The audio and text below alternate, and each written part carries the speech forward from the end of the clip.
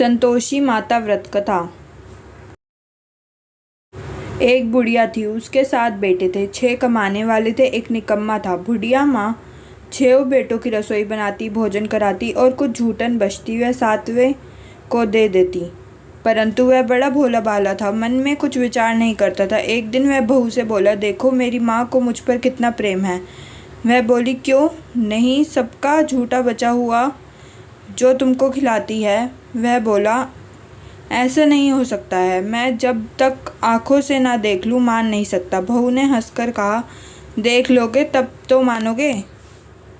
कुछ दिन बाद त्योहार आया। घर में 7 प्रकार के भोजन और चूरमे के लड्डू बने। वह जांचने को सिर दुखने का बहाना कर पतला वस्त्र सिर पर ओढ़े रसोई में सो गया।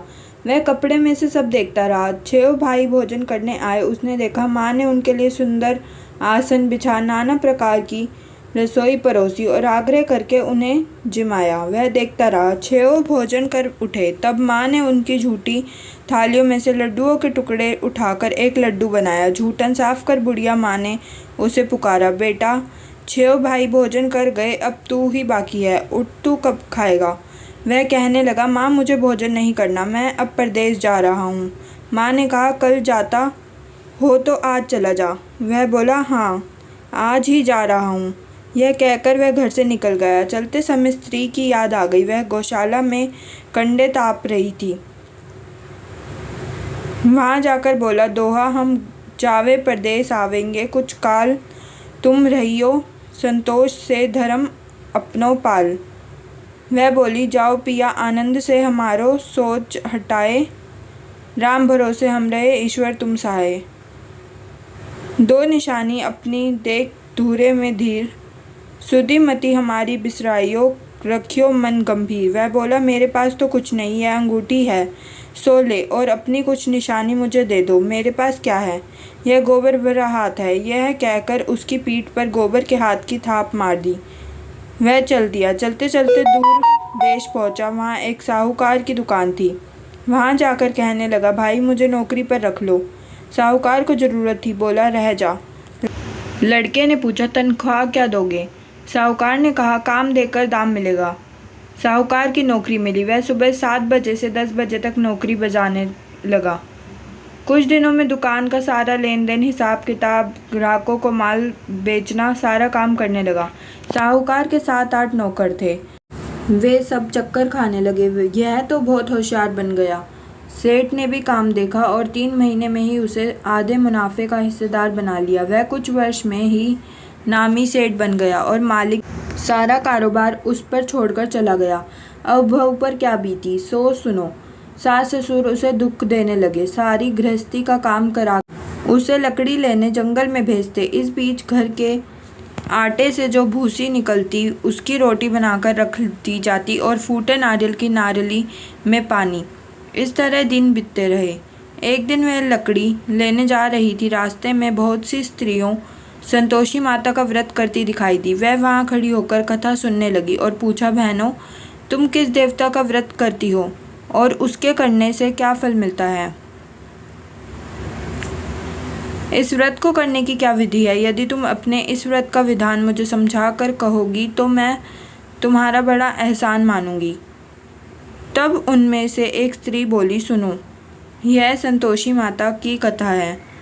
इसके करने से निर्धनता दरिद्रता का नाश होता है, लक्ष्मी आती है, मन की चिंताएं दूर होती हैं, घर में सुख होने से मन को प्रसन्नता और शांति मिलती है, निपुति को पुत्र मिलता है, प्रीतम बाहर गया हो तो शीघ्र घर आवे, कुंवारी कन्या को मनपसंद वर मिले, राजद्वारे में बहुत दिनों से मुकदमा चल रहा हो खत्म हो जावे, कलह कलेश की निवृत्ति हो, सुख शांति हो, घर में धन जमा हो, पैसे जायदाद का लाभ हो, रोग दूर हो जावे तथा और जो कुछ मन में कामना हो सो सब संतोषी माता की कृपा से पूरी हो जावे, इसमें संदेह नहीं।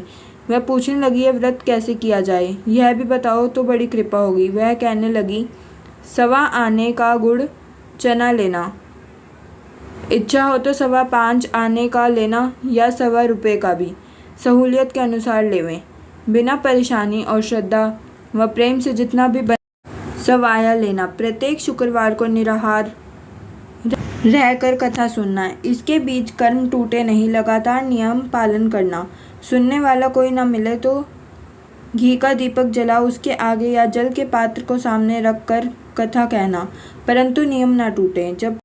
जब कार्य सिद्ध ना हो नियम का पालन करना और कार्य सिद्ध हो जाने पर व्रत का उद्यापन करना। 3 मास में माता फल पूरा करती है। यदि किसी के ग्रह खोटे भी हों तो भी माता वर्ष भर में कार्य सिद्ध करती हैं। फल सिद्ध होने पर उद्यापन करना चाहिए, बीच में नहीं। उद्यापन में अढ़ाई सेर आटे का खाजा तथा इसी परिणाम से खीर तथा चने का साग करना। 8 लड़कों को भोजन कराना, जहाँ तक मिले देवर जेठ भाई बंधु के हो, ना मिले तो रिश्तेदारों और पास पड़ोसियों को बुलाना, उन्हें भोजन करा तथा शक्ति दक्षिणा दे माता का नियम पूरा करना। उस दिन घर में खटाई न खाएं। यह सुन बुढ़िया के लड़के की बहू चल दी। रास्ते में लकड़ी के भोज को बेच दिया और उन पैसों से गुड़ चना ले माता के व्रत की तैयारी कर आगे चली और सामने मंदिर देखकर पूछने लगी, यह मंदिर किसका है? सब कहने लगे, संतोषी माता का मंदिर है।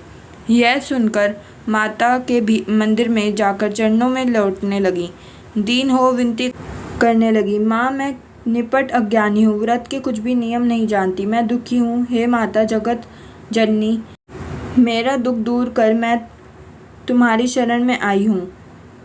माता को दया आई। एक शुक्रवार बीता कि दूसरे को उसका पति का पत्र आया और तीसरे शुक्रवार को उसका भेजा हुआ पैसा आ पहुँचा। यह देख जेठ जेठानी मुँह सिकोड़ने लगे, इतने दिनों में इतना पैसा आया, इसमें क्या बढ़ाई? लड़के ताने देने लगे, काकी के पास पत्र आने लगे, रुपया आने लगे। अब तो काकी की खातिर बढ़ेगी, अब तो काकी बोलने से भी नहीं बोलेगी। बेचारी सरलता से कहती, भैया कागज आवे रुपया आवे, हम सबके लिए अच्छा है। ऐसा कहकर आंखों में आंसू भरकर संतोषी माता के मंदिर में आ मातेश्वरी के चरणों में गिरकर रोने लगी। माँ मैंने तुमसे पैसा कब मांगा है? मुझे पैसे से क्या काम है?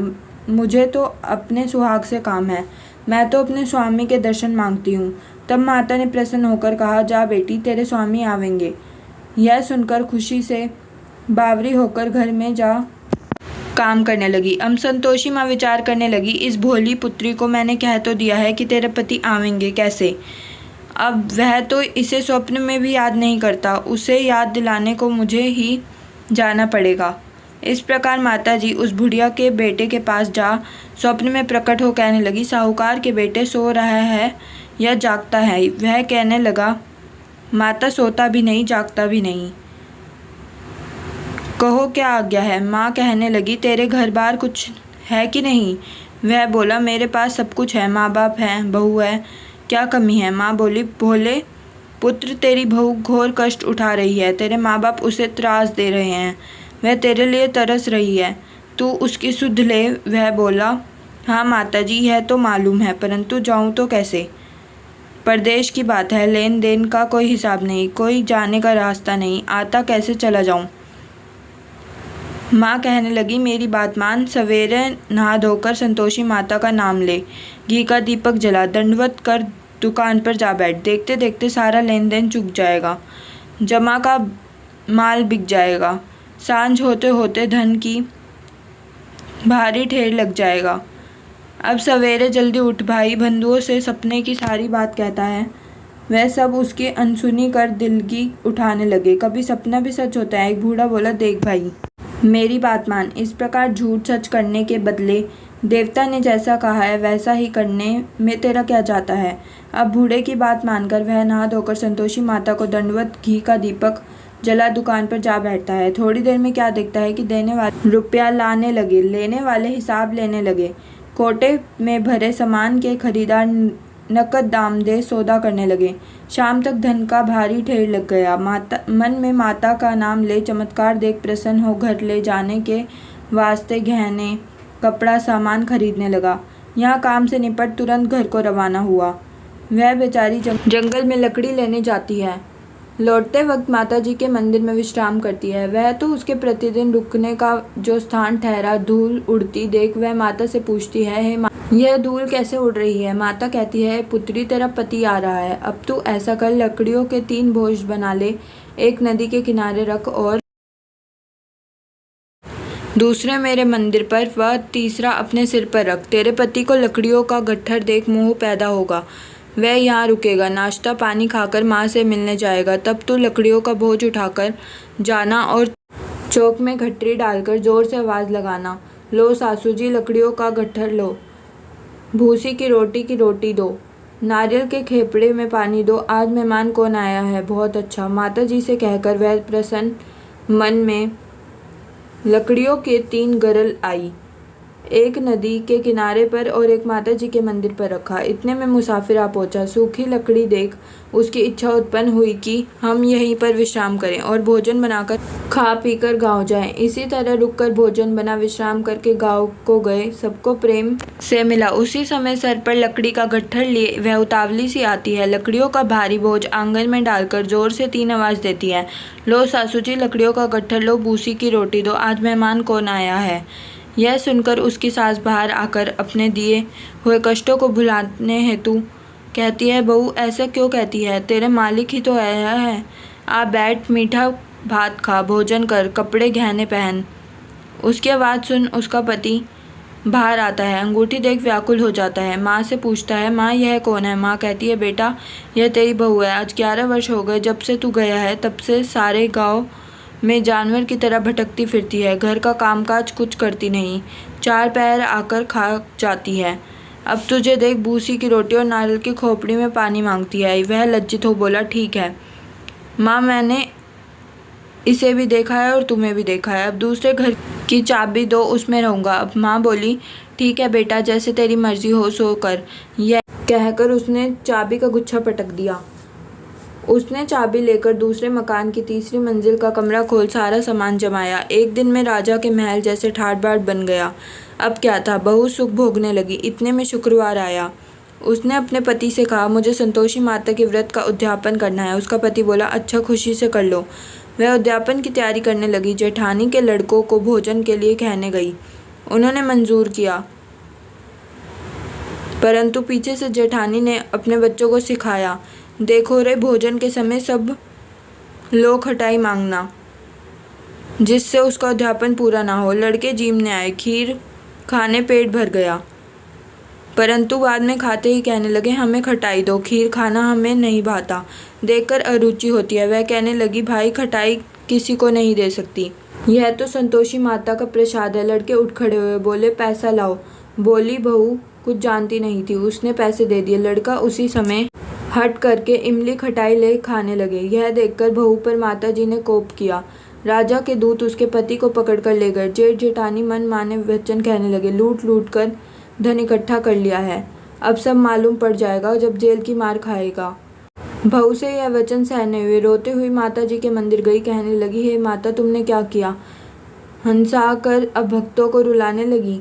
माता बोली, बेटी तूने उद्यापन करके मेरा व्रत भंग किया है, इतनी जल्दी सब बातें भुला दी। वह कहने लगी, माता भूलती तो नहीं, ना कुछ अपराध किया है, मैंने तो भूल से लड़कों को पैसे दे दिए थे, मुझे क्षमा करो, मैं फिर तुम्हारा उद्यापन करूँगी। माँ बोली, अब भूल मत करना। वह कहती है, अब भूल नहीं होगी, अब बतलाओ वे कैसे आवेंगे। माँ बोली, जा पुत्री, तेरे पति तुझे रास्ते में आता मिलेगा। वह निकली, राह में पति आता मिला। वह पूछती है, तुम कहाँ गए थे। वह कहने लगा, इतना धन जो कमाया है उसका टैक्स राजा ने मांगा था, वह भरने गया था। वह प्रसन्न हो बोली, भला हुआ, अब घर को चलो। घर गए। कुछ दिन बाद फिर शुक्रवार आया। वह बोली, मुझे फिर माता को उद्यापन करना है। पति ने कहा, करो। बहू फिर जेठ जेठानी के लड़कों को भोजन को कहने गई। जेठानी ने 1-2 बातें सुनाई और सब लड़कों को सिखाने लगी, तुम सब लोग पहले ही खटाई मांगना। लड़के भोजन से पहले कहने लगे, हमें खीर नहीं खानी, हमारी जी भड़कता है, मुझे खटाई खाने को दो। वह बोली, खटाई किसी को नहीं मिलेगी, आना हो तो आओ। वह ब्राह्मण के लड़के लाकर भोजन कराने लगी। यथाशक्ति दक्षिणा की जगह 1-1 फल उन्हें दिया।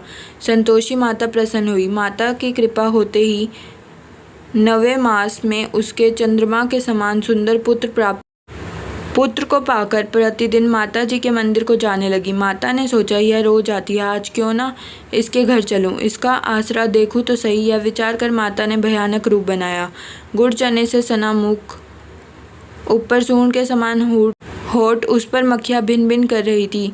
दहलीज पर पैर रखते ही उसकी सांस चलाई। देखो रे, कोई चुड़ैल डाकिन चली आ रही है, लड़कों इसे भगाओ नहीं तो किसी को खा जाएगी। लड़के भगाने लगे, चिल्लाकर खिड़की बंद करने लगे। बहू रोशनदान में से देख रही थी। प्रसन्नता से पगली बिन चिल्लाने लगी, आज मेरी माताजी मेरे घर आई हैं। वह बच्चे को दूध पीने से हटाती है, इतने में सास का क्रोध फट जाता है। वह बोली, रान देकर क्यों उतावली हुई है, बच्चे को पटक दिया। इतने में माँ के प्रताप से लड़के ही लड़के नजर आने लगे। वह बोली, माँ, मैं जिसका व्रत करती हूँ यह संतोषी माता है। इतना कहकर झट से सारे केवड़ खोल दिए। सबने माता जी के चरण पकड़ लिए और विनती कर कहने लगे, हे माता, हम मूर्ख हैं, अज्ञानी हैं, तुम्हारे व्रत की विधि हम नहीं जानते। व्रत भंग कर हमने बड़ा अपराध किया है। जग माता, आप हमारा अपराध क्षमा करें। इस प्रकार माता प्रसन्न हुई।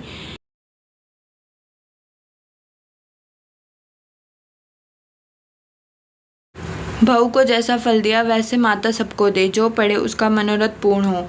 बोलो संतोषी माता की जय। Like, share and subscribe.